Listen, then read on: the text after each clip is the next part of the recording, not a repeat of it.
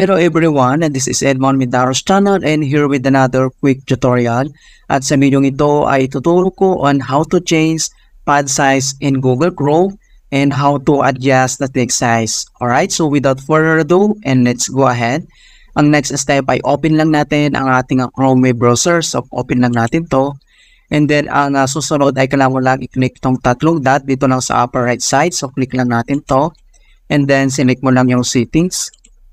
Dito sa settings ay kailangan mo lang i-select yung appearance. So click lang natin to. And then dito sa appearance, so scroll down at hanapin natin yung font size. Ito siya. Alright, so kung paano ba natin i-change tong font size, kung paano natin to i-adjust. So click mo lang tong arrow na to para makita natin yung option. And then ito yung mga option niya na very small, small, medium, recommended, large, and very large. So it's up to you. So nasa option mo yan kung anong gusto mo dito. So kung gusto mo ng very small, ayan, so malit talaga siya. And small, the medium, ayan, yung large, and then yung very large. Ayan, so ganun lang po kasimple mga kaibigan. Kung paano tayo mag-change ng font size dito sa Google Chrome. It's very simple, quick, and easy method lang.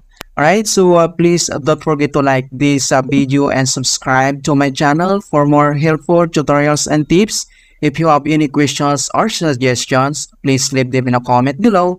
Thank you guys and see you in my next tutorial.